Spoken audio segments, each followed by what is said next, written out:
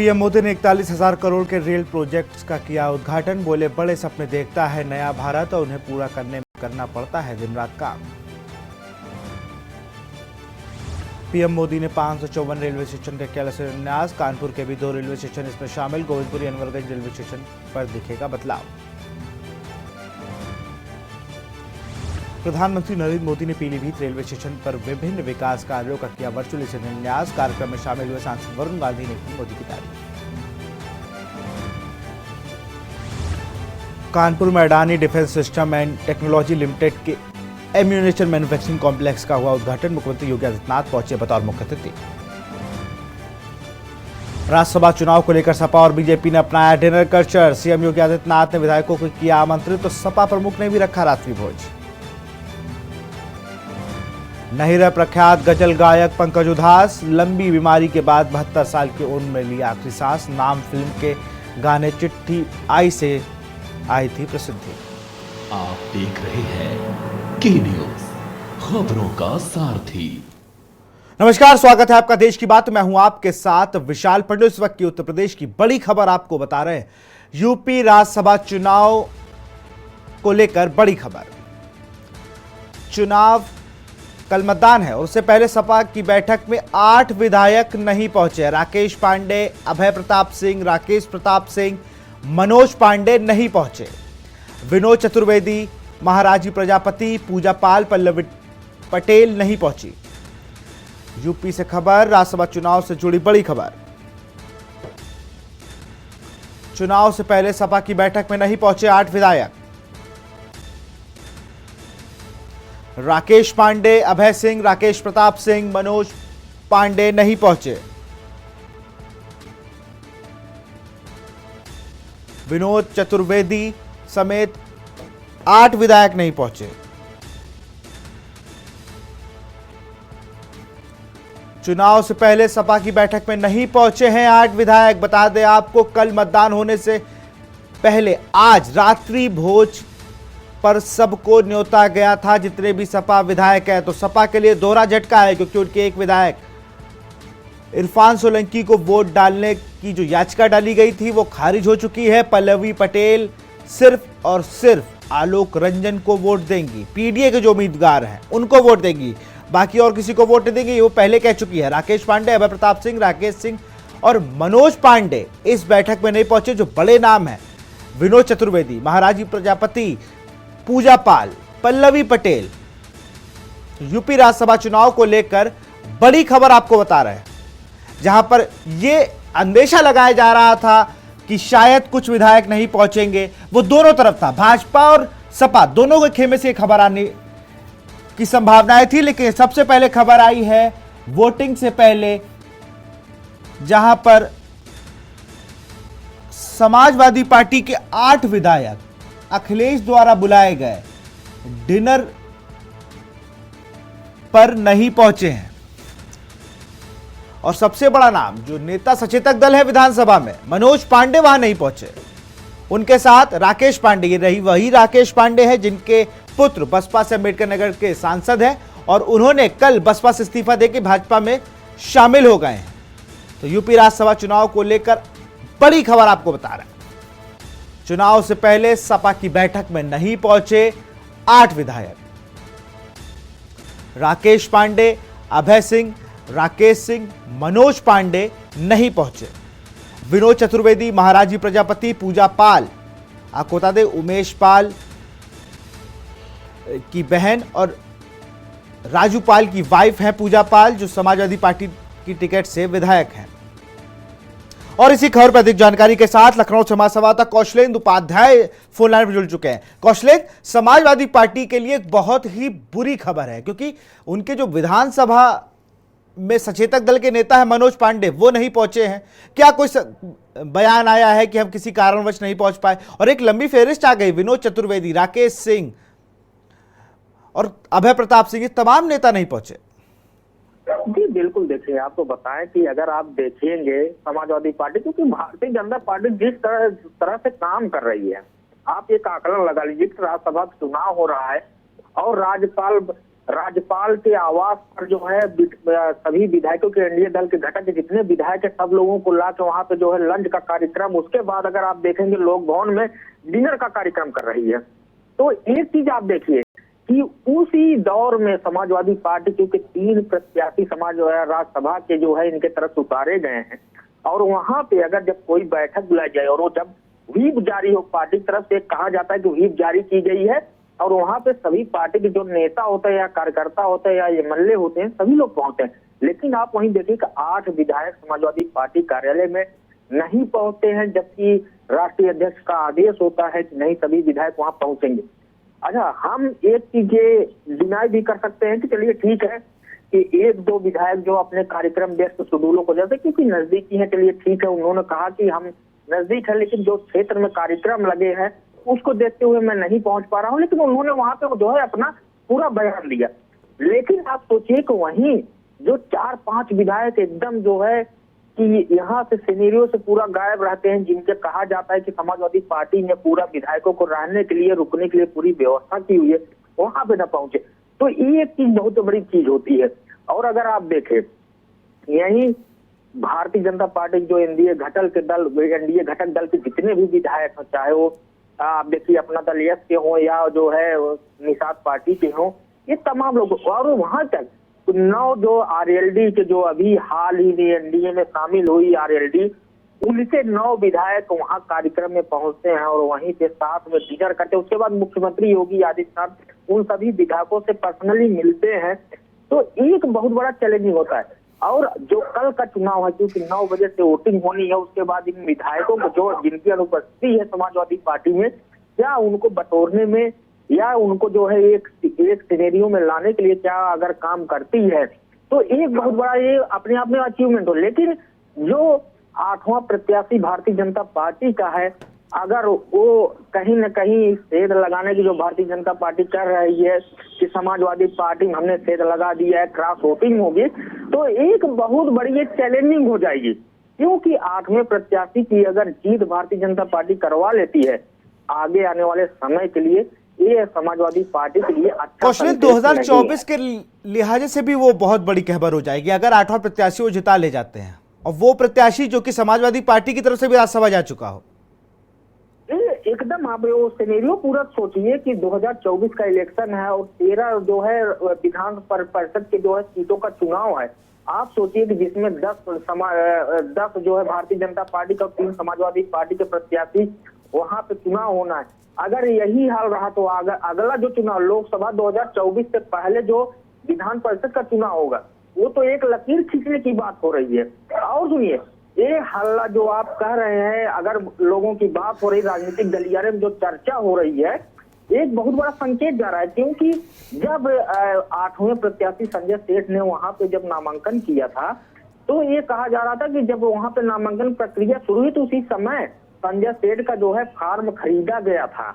आप सोचिए कि इसका मतलब भारतीय जनता पार्टी जो है पहले से ही तैयारी पूरी, बिल्कुल पहले से तैयारी पूरी थी, और जो एक बैकअप प्लान था वो भी मुझे लगता है जो अप्लाई करने में सफल हो गई भारतीय जनता पार्टी। बहुत बहुत शुक्रिया कौशलेन तमाम जानकारी के लिए। तो यूपी राज्यसभा चुनाव से लेकर बड़ी खबर आपको बता रहे हैं, जहां पर वोटिंग से एक दिन पहले जो अखिलेश यादव ने व्हीप जारी कर बैठक बुलाई थी, उनमें 8 विधायक नहीं पहुंचे हैं।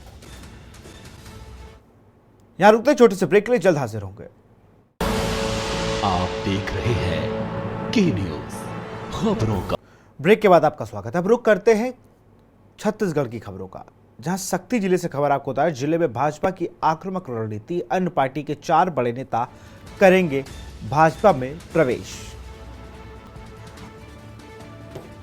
अन्य पार्टी के 4 बड़े नेता करेंगे भाजपा में प्रवेश। बसपा, कांग्रेस, आप पार्टी जो कि कांग्रेस जाएंगे बीजेपी नेताओं के साथ। हजारों कार्यकर्ता भी होंगे शामिल। बसपा से 2 बार के विधायक रहे केशव चंद्र शामिल।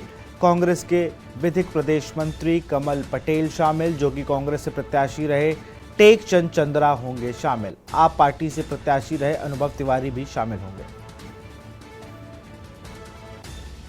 जो कि कांग्रेस से प्रत्याशी रहे टेकचंद चंद्रा होंगे शामिल। आप पार्टी से प्रत्याशी रहे अनुभव तिवारी होंगे शामिल।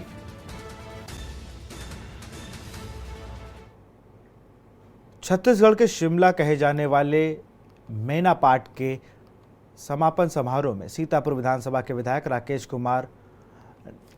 राम कुमार ने कहा कि पर्यटन टीम को बुलाया गया, जगह जगह चिन्हित कराकर 3D मॉडल तैयार करवा रहे हैं। पर्यटन विभाग के मंत्री के पास अप्रूवल करने के लिए दिया जाएगा, जिससे आने वाले 5 साल के अंदर बेहतर विकास करने की बात कही गई। वहीं आने वाले समय में मेन पार्ट के पर्यटन स्थलों को विकसित करने और सुरक्षा हेतु 2 करोड़ रुपए की घोषणा की गई।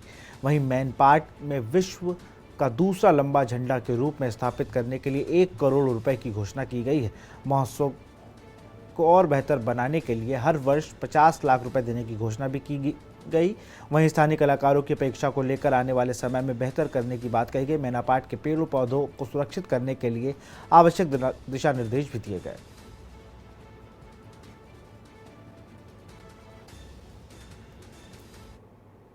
हमने प्रपोजल रखा था माननीय मंत्री जी के पास कि एक विशेष टीम के द्वारा जितने भी पर्यटन के पॉइंट हैं मैन पार्ट में उसको सर्वे करके एक मॉडल तैयार किए जाएं। तो इसके लिए हमने एक जो पर्यटन विकसित के जो एक टीम होती है उस टीम को हमने बुलाया है। जल्द यहाँ आएंगे और वो यहाँ रहकर उन सभी जगहों को चिन्हित करेंगे और एक 3D मॉडल तैयार करेंगे। इस मॉडल को हम पर्यटन विभाग पे लेके जाएंगे मंत्री जी के पास, इनके द्वारा अप्रूवल दिया जाएगा और मैन पार्ट को इस 5 साल में माने ज़्यादा से ज़्यादा विकास करने की ओर ये हमारा उद्देश्य है। लोकल पर्यटन स्थल है, क्या कुछ कमियां लगती हैं यहाँ पर? आपने क्या देखा? देखिए यहाँ प्राकृतिक जो दिया है वो बहुत कुछ है, बस इसमें पहल करके इसको संवारने की ज़रूरत है, जो कि विष्णुदेव जी की सरकार में इसकी शुरुआत हो गई है। आपने देखा होगा कि राष्ट्र का दूसरा सबसे सर्वाधिक लंबा तिरंगा झंडा यही लगने वाला है। ये हम सभी के लिए सौभाग्य की बात है। यहाँ रुकते एक छोटे से ब्रेक ले, जल्द हाजिर होंगे। आप देख रहे हैं के न्यूज, खबरों का सार। ब्रेक के बाद आपका स्वागत है। अंतागढ़ सर्चिंग पर निकली डीआरजी और नक्सलियों के बीच मुठभेड़ हुई है। नारायणपुर जिले से निकली टीम से हुई मुठभेड़, जवानों को भारी पड़ता देख पहाड़ियों पर भागे नक्सली। नारायणपुर जिले से निकली टीम से हुई मुठभेड़, जवानों को भारी पड़ता देख पहाड़ियों पर भागे नक्सली। कोयली बेड़ा थाने के अलपरस के पास की यह घटना।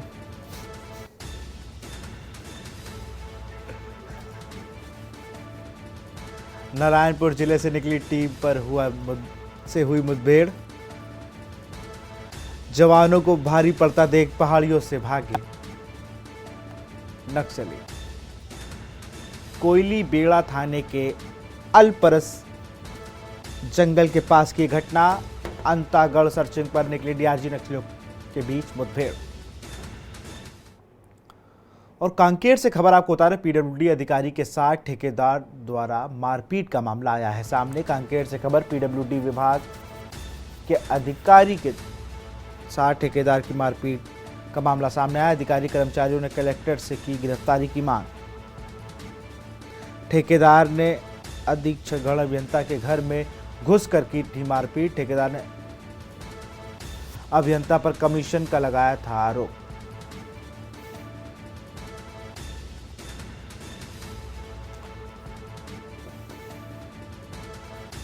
अधिकारी कर्मचारियों ने कलेक्टर से की गिरफ्तारी की मांग।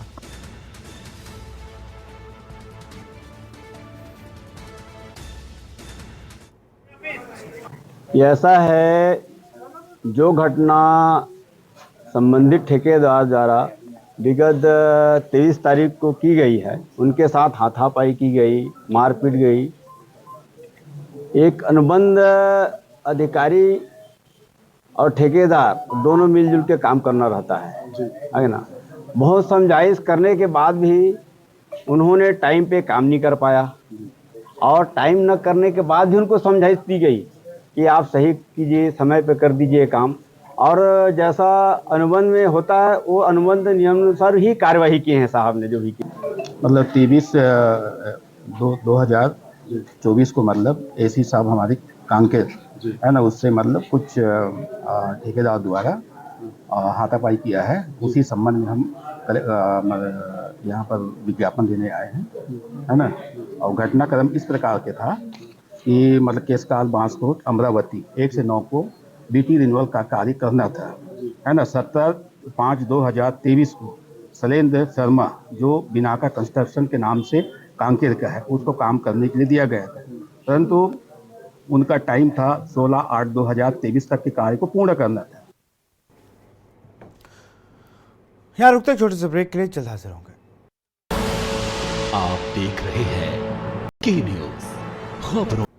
ब्रेक के बाद आपका स्वागत है। 2024 के आम चुनावों का ऐलान अब ज्यादा वक्त नहीं है, लेकिन यहाँ के लोग बढ़ती बेरोजगारी से परेशान हैं। इसके अलावा भिलाई स्टील प्लांट में कॉन्ट्रैक्ट पर रखने के चलन से भी यहाँ के लोग दुखी हैं।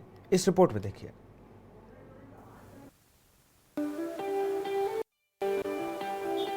भिलाई और उससे लगे दुर्ग इलाके की आबादी 10 लाख से ज्यादा है। रायपुर के बाद छत्तीसगढ़ की सबसे ज्यादा शहरी आबादी इन इलाकों में रहती है। 2024 के आम चुनावों के ऐलान में अब ज्यादा वक्त नहीं है, लेकिन यहाँ के लोग बढ़ती बेरोजगारी से परेशान हैं। इसके अलावा भिलाई स्टील प्लांट में कॉन्ट्रैक्ट पर रखने के चलन से भी यहाँ के लोग दुखी हैं। सरकार, केंद्र सरकार ने वर्तमान में कुछ बदलाव किए हैं, चाहे वो जवान का विषय हो, रोजगार का विषय हो। तो अग्निवीर की जो एक स्कीम लाए हैं वो कहीं ना कहीं युवाओं में आक्रोश पैदा कर रहा है। पहले जो परमानेंट एम्प्लॉय होते थे वो लगभग 60,000 के आसपास थे जब इस प्लांट का शुरुआत हुआ था। आज 12,000 से भी कम परमानेंट एम्प्लॉय हैं और 25,000 से ऊपर ठेका श्रमिक हो गए हैं। तो ये सोचने का विषय है कि हम निजीकरण की तरफ इतनी तेजी से भाग रहे हैं, इससे हो क्या रहा है, श्रमिकों को उनके अधिकार नहीं मिल पा रहे हैं। लेकिन हमारे यहाँ पढ़े लिखे बच्चे जो हैं आगे जाकर के पढ़े लिख रहे हैं और बेरोजगार हो जा रहे हैं। मैं चाहती हूँ जैसे कि हमारे यहाँ भिलाई में ही देखिए, भिलाई की स्टील प्लांट है, वहाँ क्या कह रहे थे, केवल एक स्टील प्लांट है। अंदर जाके देखते हैं तो रोजगार बहुत है, लेकिन वहाँ पर कामें बहुत कमियाँ हो रही है। तो मैं चाहती हूँ कि वहाँ बच्चों को लेकर देकर कुछ रोजगार उन्हें दिया जाए। वेतन समझौता स्टील वर्कर्स का अभी तक हुआ नहीं है, उसमें सरकार की अफोर्डेबिलिटी क्लॉज लगी हुई है, वो एक बड़ा मुद्दा रहेगा। 2017 से लेके 2020 अप्रैल तक जो लोग रिटायर हुए हैं उनको वेतन समझौते का कोई लाभ नहीं मिला। ठेका वर्कर, उनको न्यूनतम वेतन मिलता नहीं है। कांग्रेस के पूर्व मुख्यमंत्री भूपेश बघेल के भाई और वरिष्ठ बीजेपी नेता विजय बघेल दुर्ग लोकसभा सीट से मौजूदा सांसद हैं। छत्तीसगढ़ के कोचिंग हब के रूप में दुर्ग भिलाई की पहचान है। राज्य के अलग अलग हिस्सों से आने वाले युवाओं के लिए रोजगार भी चुनाव में बड़ा मुद्दा बन सकता है। छात्रों की एक बड़ी शिकायत सरकारी स्कूलों और कॉलेजों में शिक्षा की गुणवत्ता को लेकर भी है। जैसे गवर्नमेंट स्कूलों में अभी है कि मतलब टीचर्स पढ़ाने इन क्लास में तो नहीं आते हैं, और प्राइवेट स्कूलों के बजाय प्राइवेट स्कूलों के बजाय गवर्नमेंट स्कूल में ज़्यादा ध्यान दे तो बेहतर होगा। स्टडीज़ के मामले में तो फिलहाल उनको थोड़ा देखना चाहिए, ध्यान देना चाहिए, क्योंकि बहुत सारे जगह में जैसे प्राइवेट स्कूल्स में तो हो जा रहे हैं हर जगह, बट जैसे मैं गवर्नमेंट कॉलेज का हूँ, ठीक है, वहाँ पे भी पढ़ाई ठीक है सब है, बट वहाँ पे जो सर्विस मिलना चाहिए ना, फैक्चुअलिटी का भी मिल रहा है बट उतना प्रॉपर नहीं मिल पा रहा है। यहाँ के कुछ लोग केंद्र सरकार के काम से तो खुश हैं, लेकिन बुनियादी सुविधाओं में कमी को दूर करने की उम्मीदें बांधे हैं। केंद्र सरकार को लेकर यही है कि भिलाई में जो भी प्रोजेक्ट चल रहे हैं वो टाइम में कंप्लीट नहीं हो पा रहा है। सरकार तो बहुत अच्छा काम कर रही है, लेकिन सरकार एक गाइडलाइन तय करे ताकि लोगों को परेशानी ना हो। खासतौर पे ओवरब्रिज का जो अभी तक निर्माण हुआ है उसमें थोड़ी सी दिक्कत आ रही है, लेकिन केंद्र सरकार बहुत ही अच्छा अभी तक परफॉर्मेंस कर रही है। अयोध्या के राम मंदिर के भी चुनाव में अहम मुद्दा बनने की उम्मीद है। अयोध्या का मंदिर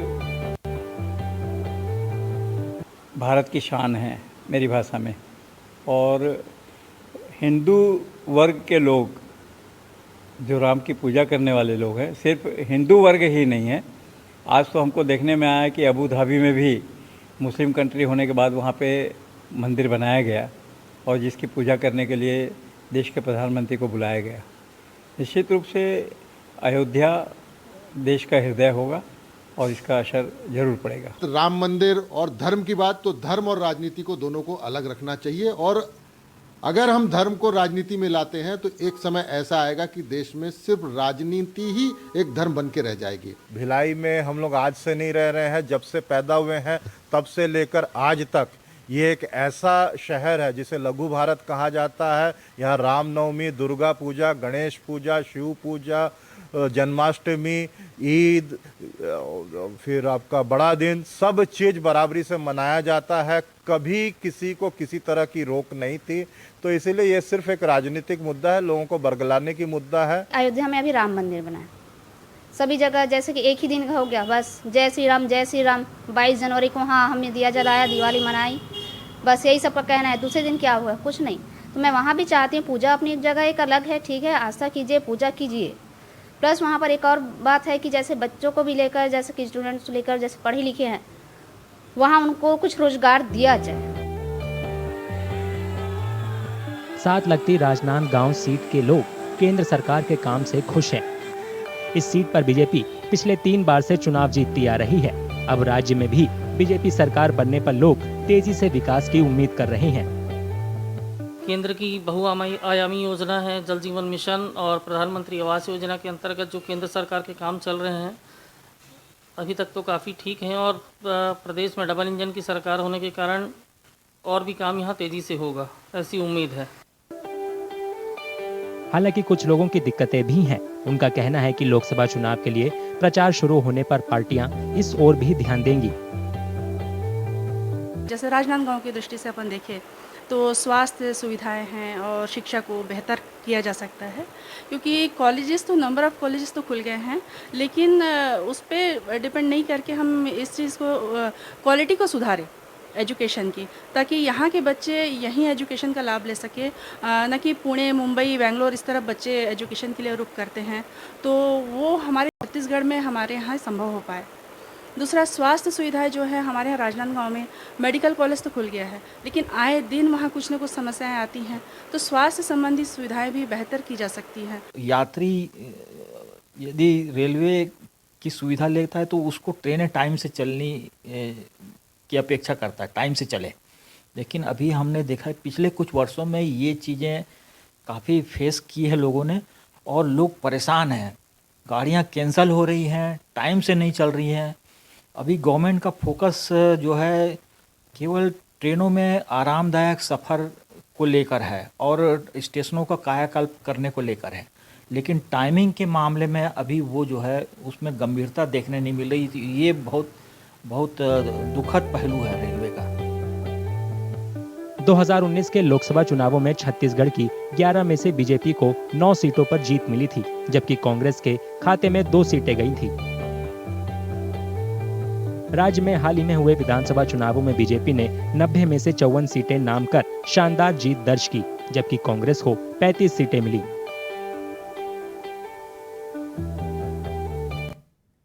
जिला कांगड़ा के धर्मशाला से कांग्रेस विधायक सुधीर शर्मा को जान से मारने की धमकी के बाद पुलिस ने उसकी सुरक्षा बढ़ा दी है।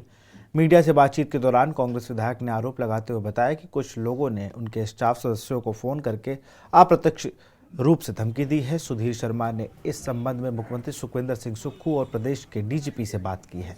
वहीं इस बात की पुष्टि करते हुए धर्मशाला के एसएसपी वीर बहादुर ने कहा कि धमकी के चलते धर्मशाला के विधायक सुधीर शर्मा की सुरक्षा बढ़ा दी गई है। अब सुधीर शर्मा के साथ पहले से ही एक पीएसओ तैनात थे और अब उनके साथ क्यूआरटी की टीम भी तैनात रहेगी।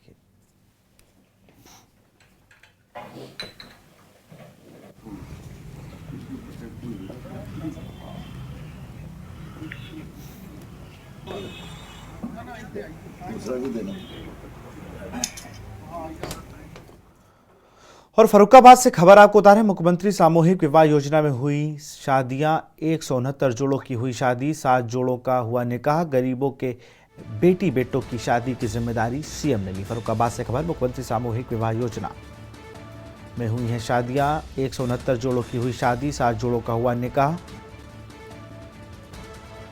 गरीबों के बेटी बेटों की शादी की जिम्मेदारी सीएम ने ली। भाजपा सांसद मुकेश राजपूत ने वर वधू को दिया आशीर्वाद। फर्रुखाबाद से खबर, मुख्यमंत्री सामूहिक विवाह योजना, 169 जोड़ों की हुई शादी, 7 जोड़ों का हुआ निकाह। गरीबों के बेटी बेटों की शादी का जिम्मा सीएम योगी आदित्यनाथ ने लिया।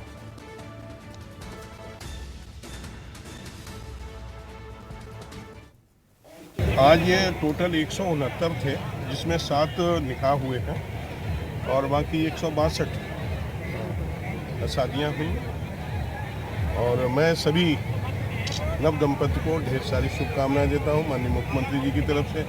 माननीय मुख्यमंत्री जी का उत्तर प्रदेश में जो भी बेटी, गरीब बेटी हो या जो अपने बेटी का शादी नहीं कर सकता, ऐसे सभी लोगों की बेटियों की गारंटी, शादी की गारंटी माननीय मुख्यमंत्री जी के द्वारा ली गई है कि हमारे उत्तर प्रदेश में कोई भी बेटी ऐसी या बेटा ऐसा ना रह जाए जो पैसे के अभाव में और व्यवस्थाओं के अभाव में वो शादी से वंचित रह जाए। कभी भी माँ बाप को, गार्जियंस को अपनी बेटी पर नाज होना चाहिए। खबर लखनऊ से है। कोर्ट परिसर में वकीलों का जमकर हंगामा। जेल से लाई गई कैदियों की गाड़ी को वकीलों ने रोका। विभूतिखंड पुलिस पर वकीलों ने लगाया मारपीट का आरोप। पुलिसकर्मियों पर मुकदमे की मांग पर अड़े अधिवक्ता। लखनऊ से खबर। कोर्ट परिसर में वकीलों का जमकर हंगामा।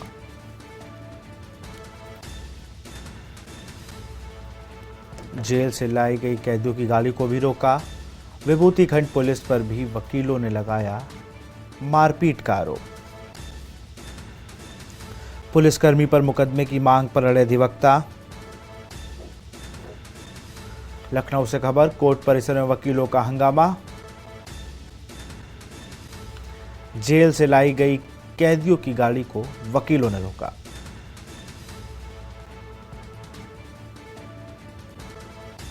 विभूतिखंड पुलिस पर भी लगाया मारपीट का आरोप। पुलिसकर्मियों पर मुकदमे की मांग पर अड़े अधिवक्ता।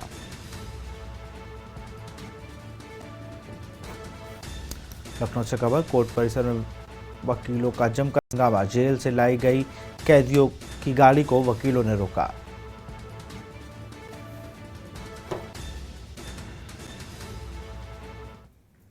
खबर अमेठी से। अनियंत्रित ट्रक ने बाइक सवार को मारी टक्कर। बाइक सवार युवक गंभीर रूप से हुआ घायल। एम्बुलेंस ने घायल युवक को पहुंचाया अस्पताल, जिला अस्पताल, जहां पर डॉक्टरों ने युवक को मृत घोषित किया।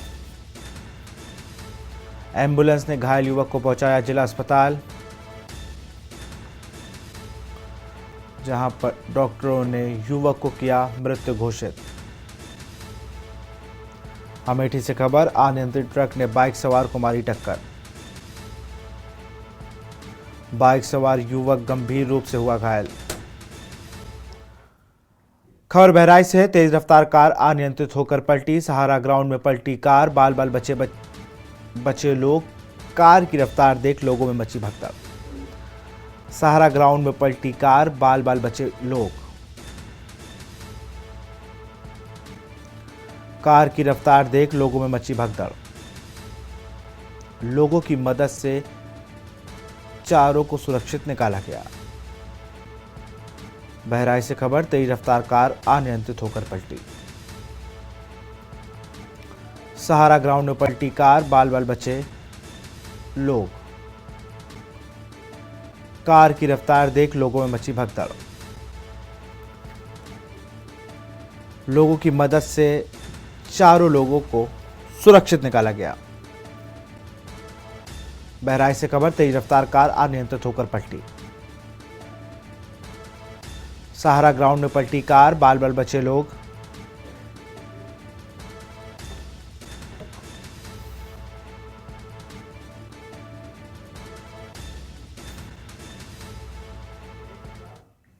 यहां रुकते एक छोटे से ब्रेक ले, जल्द हाजिर होंगे।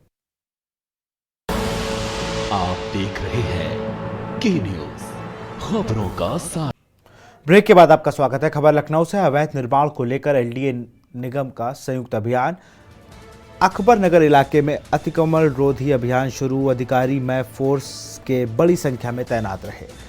अकबर नगर में अवैध निर्माण गिराया गया। कार्रवाई के चलते रूट डाइवर्जन भी किया गया। झुग्गी झोपड़ियों को नगर निगम और एलडीए ने तोड़ा। पक्के मकानों के आगे बनी झुग्गी झोपड़ियों को गिराया गया। कोर्ट के फैसले के बाद की जाएगी आगे की कार्रवाई।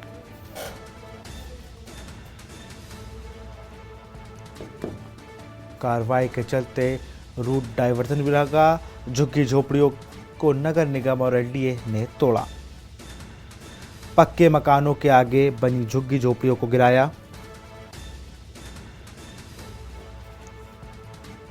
कोर्ट के फैसले के बाद की जाएगी आगे की कार्रवाई।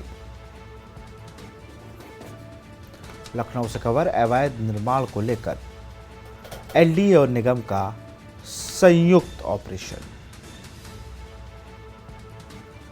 अधिकारी में फोर्स के साथ बड़ी संख्या में तैनात रहे। अकबर नगर में अवैध निर्माण गिराया गया। कार्रवाई के चलते रूट डाइवर्ट मिला।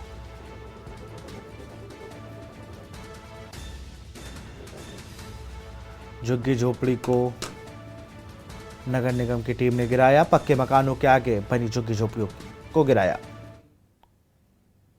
लखनऊ नगर निगम और एलडीए विकास प्राधिकरण संयुक्त अभियान चलाकर जिस तरह से शहर में अवैध तरीके से जो लोग रह रहे हैं, अवैध निर्माण कर जो लोग रह रहे हैं, उनके खिलाफ कार्रवाई करता हुआ दिखाई दे रहा। वहीं बात की जाए तो अकबर नगर की, तो काट दो इसको भाई।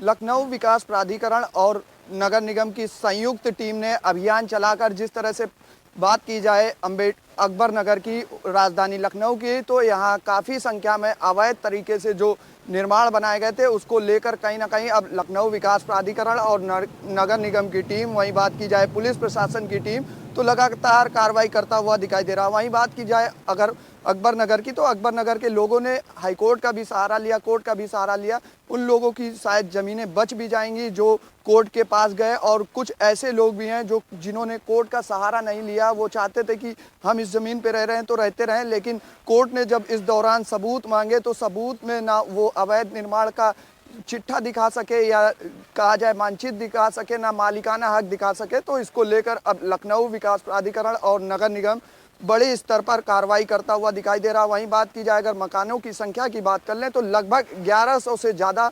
मकानों की संख्या है। वहीं बात करें कॉमर्शियल प्लॉटों की बात करें या कॉमर्शियल दुकानों की बात करें तो लगभग 100 से ज़्यादा दुकानें भी तोड़ी जानी है।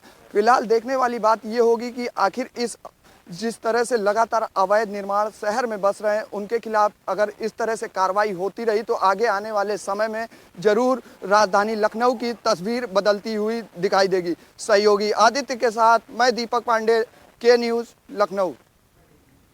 हर साल की भांति इस साल भी शमशाबाद के ढाई घाट मेला श्री राम नगरिया में श्री 5 दिगंबर अखाड़ा अनी के मुख्य महंत श्री 108 श्री महंत मुनीश्वर जी महाराज उग्रपुर वाले एवं शाहजहांपुर के महामंडलेश्वर स्वामी पीताम्बरी नंदी स्वामी जी की सानिध्यता में कायमगंज के प्रमुख उद्योगपति व समाज सेवा सीपी मिल्क फूड प्रोडक्ट ज्ञान दूध डेयरी लखनऊ व गोरखपुर के chairman Satyaprakash Agarwal, director doctor Mithilesh Agarwal, CP मसालों के निर्माता जेएम फूड प्रोडक्ट्स गाजियाबाद के चेयरमैन लक्ष्मी नारायण अग्रवाल, डायरेक्टर मोनिका अग्रवाल द्वारा एक विशाल भंडारे का आयोजन किया गया। भंडारे के दौरान भारी संख्या में साधु संत, अधिकारी, उद्योगपति, समाजसेवी, भाजपा नेताएं, कार्यकर्ता, व्यापारी, शिक्षक, शिक्षिकाओं सहित हजारों लोग द्वारा सुरुचिपूर्ण भोजन के रूप में प्रसाद ग्रहण कर पूर्ण लाभ लिया गया। भंडारे के आयोजक सत्यप्रकाश अग्रवाल, डॉक्टर मिथिलेश अग्रवाल, लक्ष्मी नारायण अग्रवाल, मोनिका अग्रवाल आदि द्वारा बड़ी ही आत्मीयता व श्रद्धा के साथ साधु संतों को भोजन कराया गया। आयोजकों द्वारा सभी साधु संतों को नगद दक्षिणा भेंट कर आशीर्वाद लिया गया। हवन यज्ञ के दौरान सत्यप्रकाश अग्रवाल, डॉक्टर मिथिलेश अग्रवाल, लक्ष्मी नारायण अग्रवाल, मोनिका अग्रवाल, सुमन अग्रवाल, रजनी गोयल, ईशान गोयल, अरविंद अग्रवाल, पुखराज डाग, अभिषेक अग्रवाल, पवन गुप्ता आदि द्वारा हवन यज्ञ में आहुति देकर पुण्य का लाभ लिया गया। इस अवसर पर कायमगंज के एसडीएम यदुवंश कुमार वर्मा, प्रभारी निरीक्षक राम अवतार सहित कई अधिकारीगण मौजूद रहे हैं।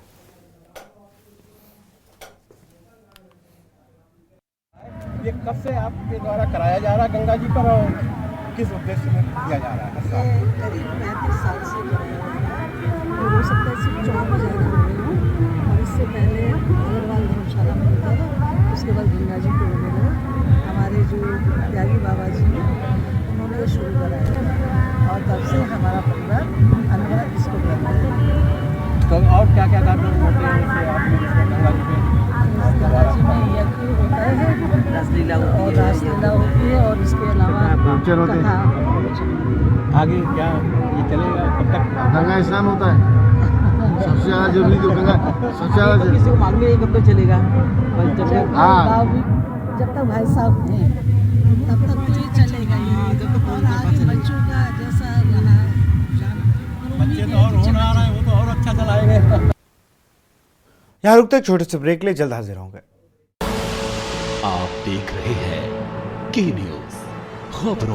ब्रेक के बाद आपका स्वागत है। कानपुर के रावतपुर गुटैया बाजार स्थित श्री रानी सती दादी मंदिर में दादी सेना व श्री रानी सती दादी जी सेवक मंडल कानपुर के तत्वाधान में दादी शरण किरण गुप्ता व संजय गुप्ता द्वारा कोलकाता से आई श्री रानी सती दादी जी की ज्योति व चरण पादुका उत्सव बड़ी ही धूमधाम से मनाया गया।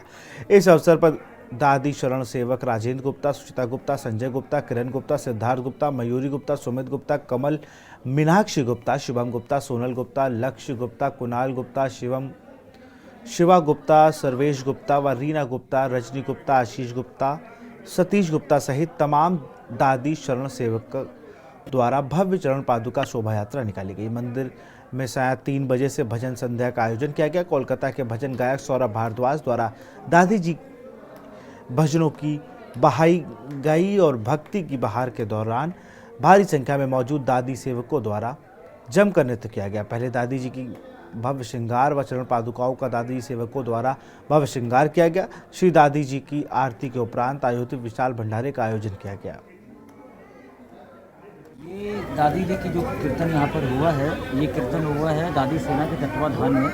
कलकत्ते से 15 जनवरी को दादी जी की यात्रा पैदल चली थी, जो चलते हुए कल अयोध्या पहुंची और आज उनके चरण कानपुर पहुंचे। और संजय गुप्ता जी हमारे कानपुर के भगत दादी के भगत, जो यात्रा के प्रारंभ होने वाले दिन कलकत्ते में थे और आज उन्होंने कीर्तन करवाने का यहाँ पर किया। दादी जी के चरण आए तो दादी सेना के तत्वाधान में कीर्तन कराया गया।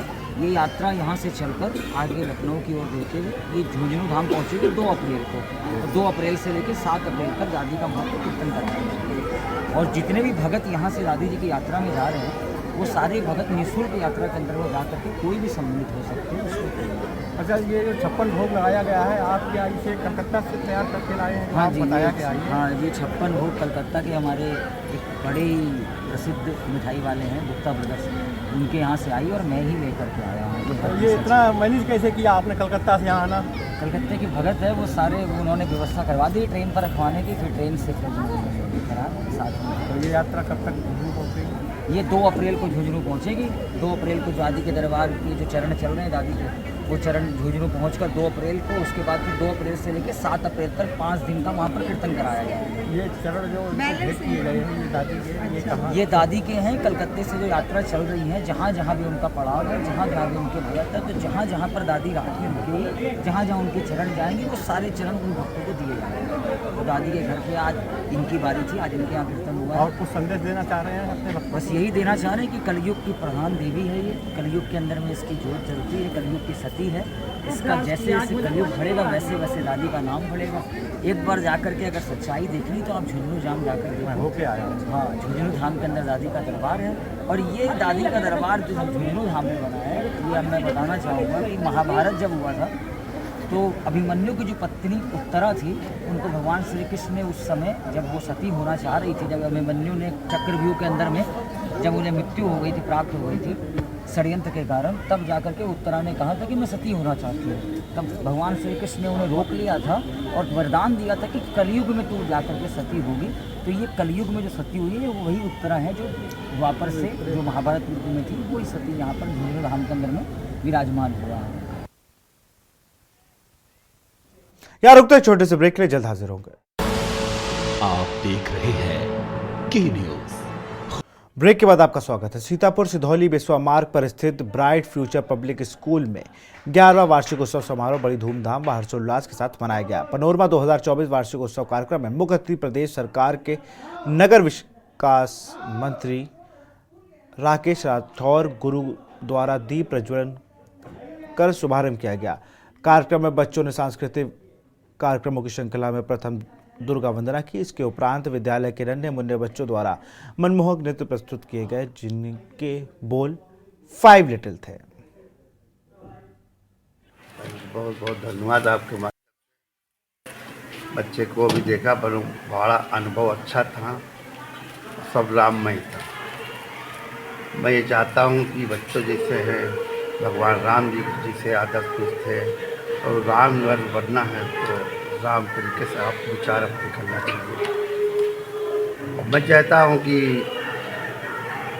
बच्चे इतने अच्छे कि कस्बे में जो इतना बढ़िया प्रोग्राम दिखाया है, इतना बढ़िया अनुभव है बच्चों का, हर वर्ष हमारे स्कूल में हम लोग एक सालाना प्रोग्राम रखते हैं और इस वर्ष भी था और इसमें काफ़ी बच्चों ने मतलब पार्टिसिपेट करा और तरह तरह के इवेंट करे और इस है ना प्रोग्राम के थ्रू जो भी बच्चों के अंदर मतलब टैलेंट है उसको हम सामने लेकर आते हैं कि बच्चों में और झिझक हटे और है ना कॉन्फिडेंस बढ़े और बच्चे अभी तो छोटे हैं पर अभी से कॉन्फिडेंस बिल्डअप होता रहेगा तो आगे जाके दुनिया को फेस करने में उनको कोई भी हेजिटेशन नहीं होगा। तो इसी मकसद से ये ना प्रोग्राम रखा गया था। खबर लखनऊ से है। राज्यसभा चुनाव को लेकर एनडीए की अहम बैठक। बीजेपी ने अपने सभी विधायकों और सहयोगियों को बुलाया। लोक भवन में बैठक विधायकों को प्रशिक्षित किया गया किस तरह से वोट अपने प्रत्याशियों को देना है। बताया गया किसी तरह से वोट का दुरुपयोग ना हो। लोक भवन में बैठक में विधायकों को प्रशिक्षित किया गया। वोट वैलिड रहे इसको लेकर भी दी गई जानकारी। बिल्हौर विधायक राहुल बच्चा सोनकर से खास बातचीत की हमारे संवाददाता ने। राज्यसभा का चुनाव है, ऐसे में सभी पार्टियां लगातार दावा कर रही कि हम अपने प्रत्याशी को जिताएंगे और वहीं बात करें भारतीय जनता पार्टी की या समाजवादी पार्टी की तो लगातार दावा करती हुई दिखाई दे रही। इसी पर हमारे साथ ज़्यादा बातचीत करने के लिए मौजूद हैं भाजपा के विधायक राहुल बच्चा सोनकर। इनसे बात करते हैं। सर, आज आप गए थे लोक भवन, प्रशिक्षण शिविर था, क्या कुछ देखा आपने वहाँ? जैसा कि पहले से ही हम लोग कई बार इस एमएलसी के चुनाव में यानी विधान परिषद के चुनाव में भी पहले वोट कर चुके हैं। तो वोटिंग से एक दिन पहले मॉक पोल की एक ऐसी व्यवस्था होती है जिसमें वोट को किस तरह से और कहाँ डालना है इस तरह इसका भी प्रशिक्षण दिया जाता है। और इन चीज़ों को बताने के बाद हमारे पार्टी के सम्मानित प्रदेश अध्यक्ष, सम्मानित संगठन महामंत्री और पार्टी के जो वरिष्ठ नेता हैं जिसमें हमारे नगर वित्त मंत्री हमारे खन्ना जी भी उपस्थित हैं, उनकी उपस्थिति में और जितने भी अन्य हमारे सहयोगी दल हैं उनके मुखिया भी उपस्थित रहते हैं और उनके समक्ष मॉक पोल होता है और मॉक पोल के उपरांत उसका रिजल्ट आता है जो कि अभी 5:30 बजे वाली बैठक के बाद में जो है ये डिक्लेयर होगा कि कितने हमारे माननीय सदस्य जो वोट डालने के दौरान उन्होंने कोई गलती की है या कोई किसी मिस्टेक वश उनका वोट इनवैलिड हो गया है, ये भी उसमें बताया जाएगा। और पिछली बार भी ये बताया गया था। ये इसलिए किया जाता है ताकि वोटिंग के दौरान, ओरिजिनल वोटिंग के दौरान किसी भी तरह की गलती ना होने पाए क्योंकि एक एक वोट कीमती होता है और ये हम सभी को जानकारी भी है, पता भी है हमारे माननीय सदस्यों को इस विषय में। क्या लगता है क्रॉस वोटिंग होगी इस बार? नहीं, मुझे तो लगता है कि रिजल्ट लगभग क्लियर है और एक समय था जब भारतीय जनता पार्टी का ना विधान परिषद में बहुमत था ना राज्यसभा में बहुमत था। आज हमारे दोनों ही सदनों में बहुमत है और लोकसभा और विधानसभा की तो बात ही नहीं करता मैं और मुझे लगता है कि रिजल्ट डिक्लेयर है, कहीं कोई संशय नहीं है। बात आपने कहा रिजल्ट डिक्लेयर है, संशय नहीं है, लेकिन आपको 8 विधायक और चाहिए जिसे संजय सेठ जीत सके। और वहीं बात करें समाजवादी पार्टी की तो समाजवादी पार्टी का जो तीसरा प्रत्याशी है उसको 3 वोट चाहिए। क्या लगता है कैसे मैनेजमेंट होगा? अब मैनेजमेंट तो पार्टी के शीर्ष नेतृत्व तो कुछ ना कुछ चल रहा है क्योंकि वो हम लोगों की जानकारी में नहीं है। अभी जयंत चौधरी जी ने ज्वाइन किया है, उसके बाद हमारे उधर पश्चिम क्षेत्र के काफ़ी विधायक भारतीय जनता पार्टी के आज उस लोक भवन वाली बैठक में उपस्थित थे और उन्होंने भी भाजपा का साथ देने का वादा किया। कल ही देखा गया है जो अंबेडकर नगर के सांसद रितेश पांडे ने भारतीय जनता पार्टी ज्वाइन की, उनके पिताजी अंबेडकर नगर के विधानसभा से विधायक हैं। क्या लगता है सपा की तरफ से क्रॉस वोटिंग होगी? राकेश पांडे भारतीय जनता पार्टी को वोट करेंगे? अब इसमें तो मेरा ज़्यादा कुछ कहना नहीं है, मैंने देखा है सारी चीज़ों को। मुझे लगता है परिणाम का हम लोगों को समय देखना चाहिए कि परिणाम आएगा तब उसको हम देख पाएंगे। देश की बात में इतना ही। देखते रहिए के न्यूज़ इंडिया। नमस्कार। आप देख रहे हैं के न्यूज़, खबरों का सारथी।